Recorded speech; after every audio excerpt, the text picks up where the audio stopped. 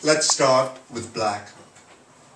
An icicle it's not, or greener mountain, or hoop of fiery light that brings us sorrow. It's never pale, or tossed like foam, or painted sun and sensitive. There is no black in lover's lifted heartbeat, no black at all, or silver sifted sand and absence smooth and total. Where is it then? And is it blackest velvet, or splendid when the black and savage stripes touch tiger gold, or happy in frivolity's tuxedo? Yes, yes is black, and yes to midnight's splendor and eclipse, and yes again to black, the absolute, the raven's wing and ebony of black, so black it's crushing me and murderous, so blackest black, I beg of you, be blue.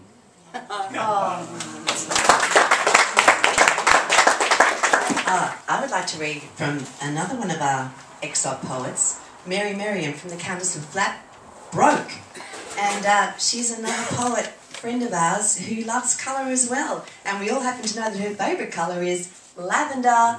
We all love lavender. But this one is called Iris and begins with an epigraph from Shakespeare, All's Well That Ends Well. What's the matter that this distempered messenger of wet, the many-coloured iris, rounds thine eye? No one regards me with much awe. My red would like to talk with you, or orange, close by in hue and cry, could sing to you instead. If yellow doesn't satisfy, I'll try my green in him, perhaps amazing grace. You say that you prefer to hear the blues, and can't I see the teardrops on your face? That's why I'm many-hued, so you can choose. But listen, Indigo just wrote a tune. You still say no? Your ears are shut for good?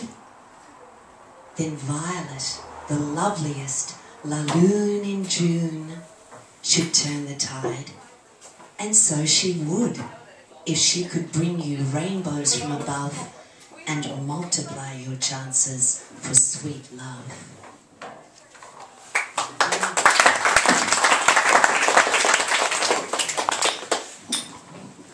So this is by Wickes. It's called Dream Song. Under thy shadow, by the piers I waited, fully in darkness is thy shadow clear. A view from Washington Bridge. Oh, come on down, oh, come on down. The river lures our famous fucked-up poet. Behold those languid, shit-streaked waters. Feel the shiver that chilled old Mr. Bones. Henry, the cold north wind blows in from Manitoba. We know you suffer. Wake hungover. Grow too old. Your dream song asks, where did it all go wrong? The literati freaks observe you clinging to the parapet, speculate how long it takes to lose your grip. Henry singing raucously. A bitter chariot swings low. The old man river say, let go, let go. Sato and Sue.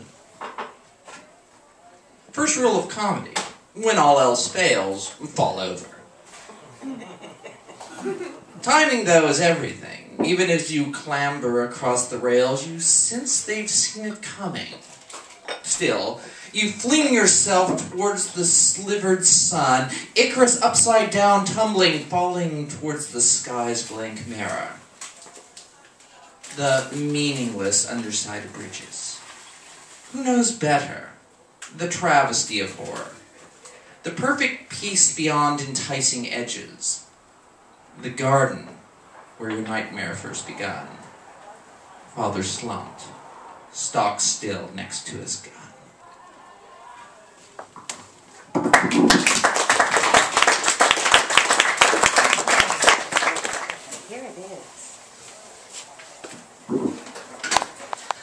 always wonder what it means to have those anxious, tossing dreams of showing up for some exam and finding out you didn't cram or go to class throughout the term or even buy the books to learn the subject.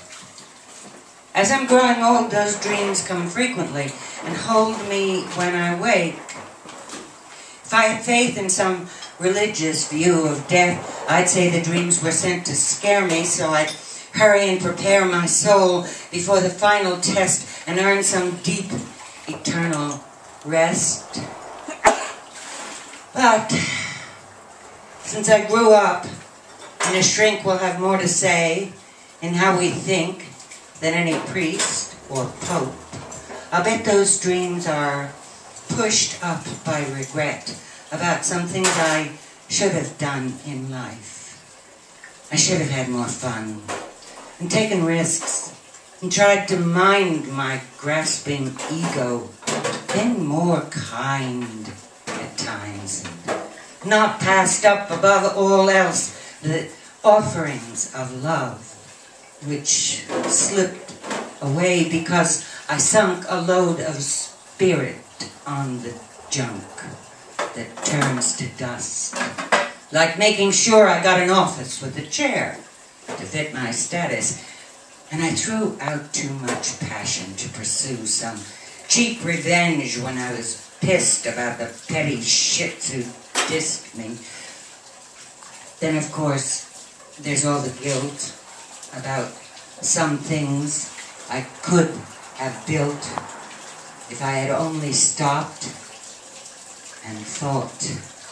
Instead of brooding how I bought those shares of Microsoft too late to join the rally. Oh, I hate the waste of spirit. And the years consumed by gnawing little fears and petty vanities. At night, the cold reminders which I fight all day rise up like some big test I'm not prepared for. Do your best. My nightmare snickers. What the hell? You've got some time before the battle.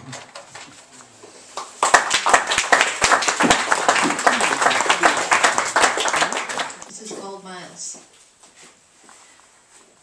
Last night at bedtime, he covered his skin with glow-in-the-dark tattoos from Gristides. I lay next to him until he fell asleep. He looked like a phosphorescent fish. A green necklace on his collarbone floated, like he was swimming the dark waters for us all. When he was 4, he began a sentence. I have 1,000 things in my heart, but I'm only going to tell you 3.